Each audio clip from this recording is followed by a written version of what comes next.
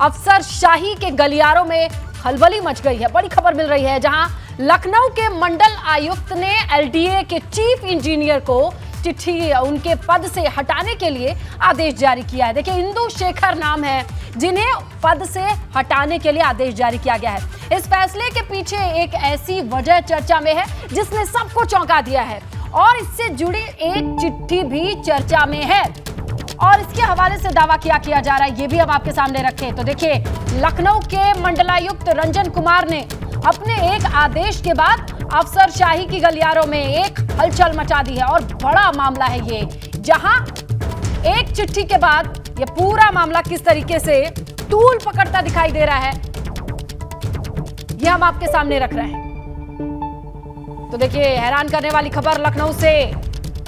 लखनऊ के मंडल आयुक्त ने एक फैसला लिया है, चीफ इंजीनियर इंदु शेखर को उनके पद से हटाने का आदेश जारी किया है, और इस फैसले के पीछे एक ऐसी वजह है जो चर्चा के विषय के तौर पर देखी जा रही है, और सभी चौंक गए हैं इस वजह को जानने के बाद। इससे जुड़ी एक चिट्ठी भी चर्चा में चल रही है, और इसी हवाले से यह दावा किया जा रहा है कि लखनऊ में मंडलायुक्त रंजन कुमार ने फैसला लिया है, अपने सरकारी आवास A3 बटलर पैलेस में निर्माण को लेकर एलडीए के चीफ इंजीनियर को निर्देश दिया था।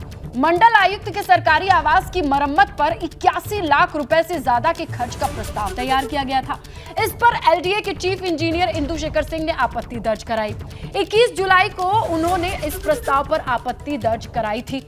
2 दिन एलडीए के चीफ इंजीनियर इंदु शेखर को पद से हटा दिया जाता है, ठीक 2 दिन के बाद। तो देखिए, यह पूरा मामला प्रकाश में आया है, जहां एक चिट्ठी को लेकर के अब बवाल मचा हुआ है। एलडीए के चीफ इंजीनियर को पद से हटाने का यह पूरा मामला है। आपत्ति दर्ज कराते हैं, 81 लाख से ज्यादा रुपए खर्च होता है मरम्मत के काम में, लेकिन शिकायत दर्ज कराई इंदु शेखर ने, आपत्ति दर्ज कराई, और 21 जुलाई को इस प्रस्ताव पर उन्होंने आपत्ति दर्ज कराई। तो 22-23 जुलाई को ही उनके हटाने को लेकर के बड़ा फैसला ले लिया जाता है।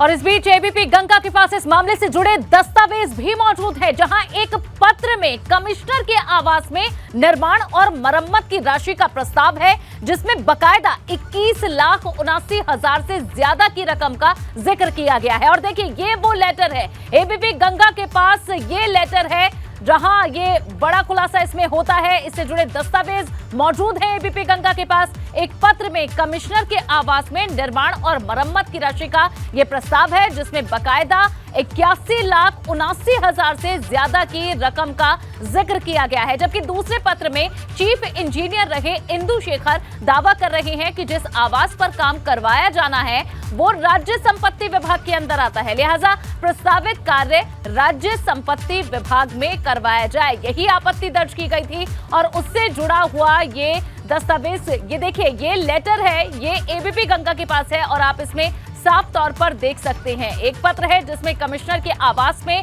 निर्माण और मरम्मत की राशि का प्रस्ताव है, जिसमें बकायदा 81 लाख यहां दिए गए हैं, आप देख सकते हैं, इस रकम का जिक्र है। और जो दूसरा पत्र है उसमें चीफ इंजीनियर रहे इंदु शेखर ये दावा कर रहे हैं कि जिस आवास पर यह काम करवाया जाना है मरम्मत का, वो राज्य संपत्ति विभाग के अंतर्गत आता है, लिहाजा प्रस्तावित कार्य राज्य संपत्ति विभाग में करवाया जाए। और यही आपत्ति दर्ज कराने पर किस तरह से ये भारी पड़ा है ये आपने देखा, और कमिश्नर से पंगा लेना किस तरह से महंगा पड़ गया, इस पूरे मामले में क्या हुआ था अब ये जान लीजिए। मंडलायुक्त ने अपने सरकारी आवास A3 बटलर पैलेस में निर्माण का आदेश दिया था।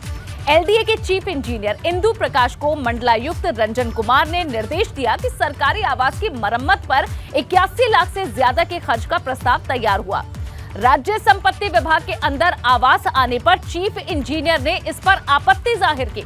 21 जून को प्रस्ताव पर आपत्ति दी गई थी, और 2 दिन के बाद ही यानी 23 जून को उन्हें पद से हटा दिया गया। तो अब आप समझ चुके होंगे कि ये पूरा मामला है क्या, किस तरह से मरम्मत के कार्य के आदेश दिए गए थे, लेकिन जब इसमें पाया गया कि इस आवास को लेकर कि राज्य संपत्ति विभाग के अंदर आता है, और इसी पर चीफ इंजीनियर ने आपत्ति जता दी।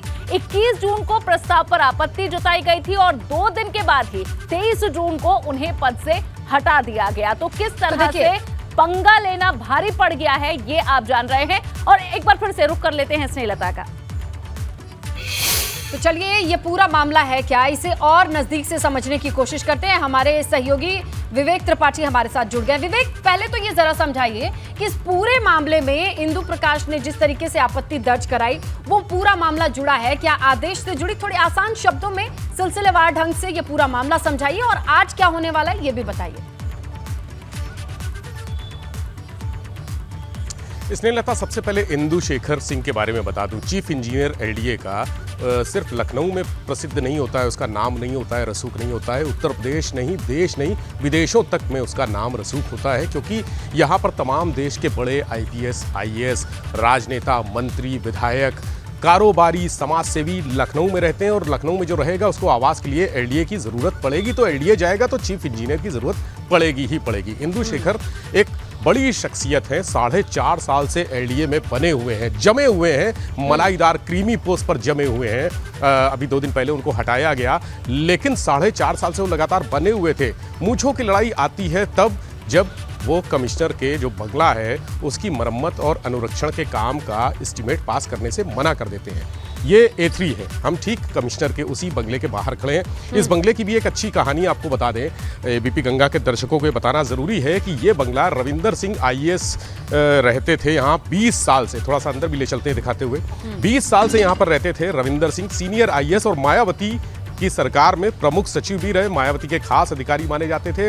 रिटायर हो गए, दिल्ली चले गए। उनकी पत्नी इस समय इनकम टैक्स की कमिश्नर हैं, प्रधान कमिश्नर हैं, यानी रसूखदार अधिकारी, और उनकी पत्नी भी बड़ी अधिकारी। और बड़ा सिंपल सा बंगला है ये, 1 महीने पहले ही वो खाली करके दिल्ली गए हैं। बहुत सिंपल सा, साधारण सा आप देख रहे होंगे पूरा बंगले में। इसी बंगले की मरम्मत के लिए ये 1 महीने पहले जब मंडल कमिश्नर रंजन कुमार को आवंटित हुआ, तब कहा गया कि यहाँ पर निर्माण कार्य कराना है, इसकी मरम्मत करानी है। इसी साधारण से बंगले पर एक आईएएस और एक आईआरएस ऑफिसर पति पत्नी रहते रहे 20 साल। उनको कभी जरूरत नहीं पड़ी, लेकिन रंजन कुमार को यहाँ जरूरत पड़ी और उन्होंने एलडीए की निधि, यानी अवस्थापना निधि जो होती है वो एलडीए की अपनी निधि होती है, वहां पर एक प्रस्ताव पारित किया। चूंकि कमिश्नर एलडीए के चेयरमैन भी होते हैं, अध्यक्ष भी होते हैं, तो उन्होंने एक प्रस्ताव दिया कि मेरे बंगले में मरम्मत का काम है, अनुरक्षण का काम है, कुछ निर्माण कार्य भी कराना है, इसके लिए जरूरत है पैसे की। एस्टीमेट बनवाया गया तो करीब 82 लाख रुपए का एस्टीमेट एक बना। जो इंदु शेखर हैं यानी चीफ इंजीनियर, उन्होंने उस एस्टीमेट को ये कहते हुए मना कर दिया कि ये तो राज्य संपत्ति की संपत्ति है, राज्य संपत्ति विभाग इसका अनुरक्षण करता है, वही मरम्मत कराता है, वही निर्माण भी कराता है। इसलिए जो समीचीन ये होगा कि इसको पूरा एस्टीमेट को राज्य संपत्ति को भेज दिया जाए। इंदु शेखर के खिलाफ पहले भी बहुत शिकायतें चल रही हैं, बड़े बड़े आईएएस से उनके पंगे चल रहे हैं। एक मुकदमा भी दर्ज है कि इन्होंने एक निजी कंपनी अपनी बनाई प्रॉपर्टी डीलिंग की, रियल एस्टेट की, उसमें अपनी पत्नी और बेटियों को डायरेक्टर बनाया, उसकी आड़ में तमाम सरकारी ज़मीनों पर कब्जा किया। मोहनलालगंज में उनके खिलाफ एफआईआर भी है पत्नी और बेटियों के खिलाफ, लेकिन उनका कोई बाल भी बाका नहीं कर पाया कभी भी 4.5 साल के दौरान। कमिश्नर जी बिल्कुल, कमिश्नर से जब उनका पंगा हुआ, जब उन्होंने उनका एस्टीमेट पास करने से मना कर दिया और ये कह दिया कि ये राज्य संपत्ति विभाग की संपत्ति है इसलिए वहीं जाएं, इसको लेकर तनातनी शुरू हुई। समझ पा रहे हैं यहीं से ये पंगा शुरू हुआ, ये जो आपत्ति दर्ज कराई गई और उसके बाद जो नतीजा है वो हम देख रहे हैं। आप हमारे साथ जुड़े रहिएगा। एबीपी गंगा के पास दस्तावेज मौजूद है।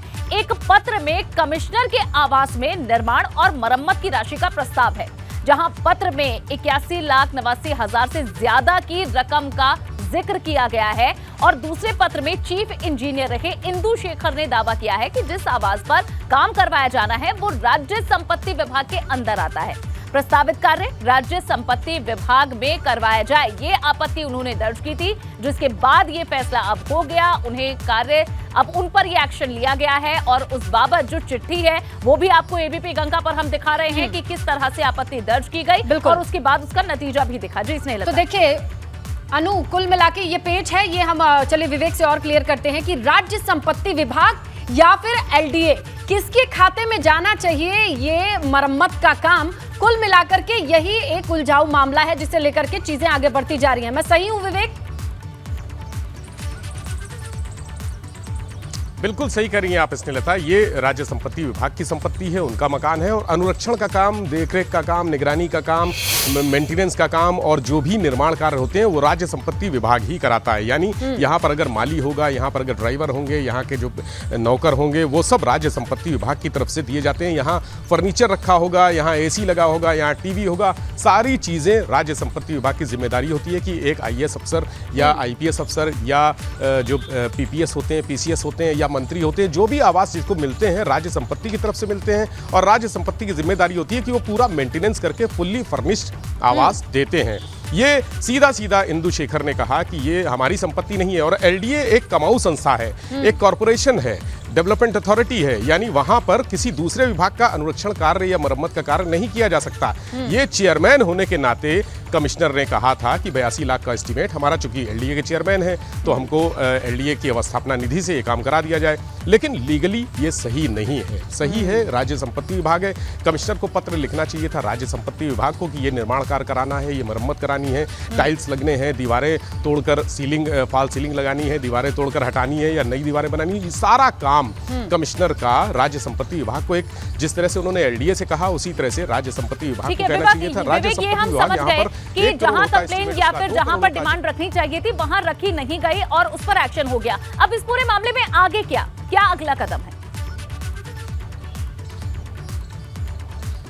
देखिए, कमिश्नर की फाइल एलडीए में फंस चुकी है, यानी इंदु शेखर ने आपत्ति जता दी और जब चीफ इंजीनियर किसी भी फाइल पर, किसी भी प्रस्ताव पर, किसी भी एस्टीमेट पर आपत्ति जता देता है तो उसके बाद वो फाइल आगे नहीं बढ़ती। यानी कमिश्नर का जो इस आवास को ड्रीम प्रोजेक्ट, उनका जो महल बनाने का सपना था, वो फिलहाल अभी अधूरा हो गया है। अब उनको नए सिरे से दरमियान 2 दिन बाद ही उन्हें हटाने की जो खबर आई है, ये जो एक्शन लिया गया है उसका आधार कितना स्पष्ट है और क्या रखा गया है, ये जो एक्शन लिया गया है इसके पीछे की जो कहानी होगी ये भी अब सबके सामने आनी होगी। विवेक, वो देखना है कि कहां तक बात आगे बढ़ती है।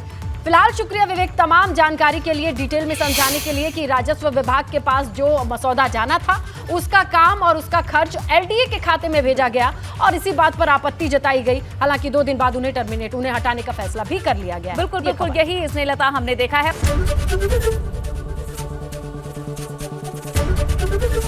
एबीपी गंगा, खबर आपकी, जुबान आपकी।